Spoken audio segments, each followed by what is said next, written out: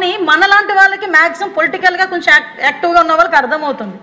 కానీ సామాన్యమైన ప్రజల పరిస్థితి ఏంటంటే నిజంగా అక్కడ అలా అయిందేమో, అయ్యో పాపం అంటే వాళ్ళు ఏం చేస్తారంటే గ్రౌండ్ ప్రిపేర్ చేస్తారనమాట ఈ ఫేక్ ఐడీలతోని, ఫేక్ ప్రచారాలతోని.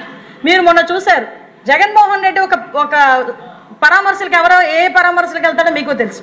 ఒక గాంజా బ్యాచ్ దగ్గర పరామర్శ వెళ్తాడు, ఒక బెట్టింగ్ బ్యాచ్ల దగ్గరికి పరామర్శలకు వెళ్తాడు, వెళ్తూ సింగయ్య లాంటి కార్యకర్తలు చంపుకుంటూ పోతూ ఉంటాడు. అయినా కూడా మనం ఏమీ మాట్లాడకూడదు అంటాడు, అవి అక్రమ కేసులు అంటాడు. మళ్ళీ పైగా ఈరోజు బయటకు వచ్చి ఇలాంటి ఆర్గనైజ్డ్ క్రైమ్కి తెరలేపి ఇలాంటి వాళ్ళందరినీ కూడా పెంచి పోషించే పరిస్థితి. ఆఖరికి ఈరోజు మీరు నమ్ముతారా సార్, ప్రతి ఒక్క జిల్లా ఎస్పీలకి కూడా ఇన్స్ట్రక్షన్స్ ఇచ్చారు డిపార్ట్మెంట్, మేమందరం కలిపి అవేర్నెస్ క్రియేట్ చేయండి, సోషల్ మీడియాలో ఏదొస్తే దాని మీద వెంటనే రియాక్ట్ అవ్వకండి, వెంటనే దాని మీద మీరు రియాక్ట్ అయ్యి ఏపడితే పోస్టులు పెట్టమాకండి, నిజాలు ఏమిటో తెలుసుకోండి అని అందరు ఎస్పీలకి కూడా డీజీపీ గారు ఒక సర్క్యులరే పంపించిన పరిస్థితి అధ్యక్ష. అంటే ఈరోజు ఎంత దారుణమైన సిచ్యువేషన్లో మనం ఉన్నామో కూడా మనం చూడాలి అధ్యక్ష. ఇలాంటి సిచ్యువేషన్స్ ఇలాంటి 1-2 మనందరికీ కూడా కనిపిస్తున్నాయి. ఇదే కాకుండా అధ్యక్ష నేను ఇంకా చాలామంది ఏంటంటారంటే మొన్న రీసెంట్గా జగన్మోహన్ రెడ్డి కొన్ని పరామర్శలకు వెళ్ళారు. జగన్మోహన్ రెడ్డి అడ్డుకుంటున్నాం అన్నారు. ఈరోజు మనం చాలా హ్యాపీగా చెప్పొద్దు అధ్యక్ష, ఎక్కడా కూడా ఎటువంటి హౌస్ అరెస్టులు లేవు.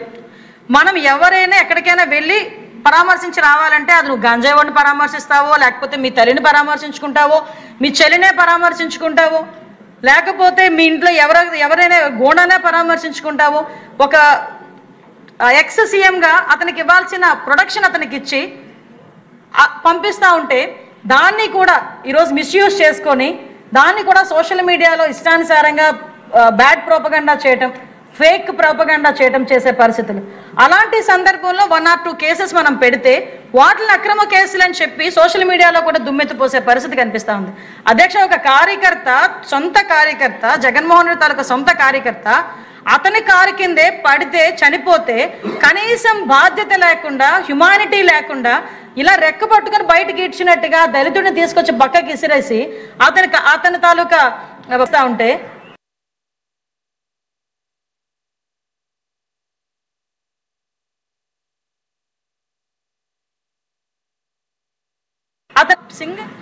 అతను చెప్పి ఒక ఎస్పీ బయటకు వచ్చి ప్రెస్ మీట్ ఇస్తే వాళ్ళ కుటుంబ సభ్యులను తీసుకుని వెళ్ళి వాళ్ళ ఆఫీసులో కూర్చోబెట్టి తిరిగి చంద్రబాబు నాయుడు గారిని, లోకేష్ బాబు గారిని, పవన్ కళ్యాణ్ గారిని తిట్టించే పరిస్థితి.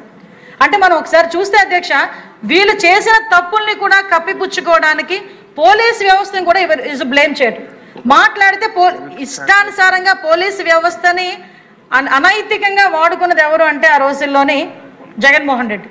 మళ్ళా తిరిగి ఈరోజు మనం చట్టబద్ధంగా లీగల్గా మనం ముందుకెళ్తా ఉంటే పోలీసులు ఇష్టారాజ్యంగా తిరిగి వాళ్ళని అందరినీ కూడా బెదిరించే పరిస్థితి కూడా కనిపిస్తూ ఉంది అధ్యక్ష. అంటే నేను ఏమంటానంటే అధ్యక్ష ఈరోజు అంటే అతని దగ్గరికి వస్తే ఒకటి, మా దగ్గరికి వస్తే ఒకటి. ఎవడో బయటకు వస్తాడు ఇంత పెద్ద బోర్డు పెట్టుకుంటాడు, ఇందాక మన గౌరవ స్పీకర్ గారు అన్నారు వాటి పైన పెడతాడు రప్పా నరుగుతానని. మనం చేతులు కట్టుకుని కూర్చుంటామా? కేసులు పెట్టమా? అలాంటి వాళ్ళ మీద ఒకటి మనం కేసులు పెట్టుకోకూడదా? అంటే విషయం ఏంటంటే కేసు పెట్టిన తర్వాత మీకు కూడా గౌరవ సభ్యులకి ఆ ఆవేశం ఉంటుంది, ఆ ఉక్రోషం ఉంటుంది, ఆక్రోషం ఉంటుంది. ఇప్పుడు మనకంటూ ఒక న్యాయ వ్యవస్థ ఉంది, మనకంటూ ఒక సిస్టమ్ ఉంది, మన గౌరవ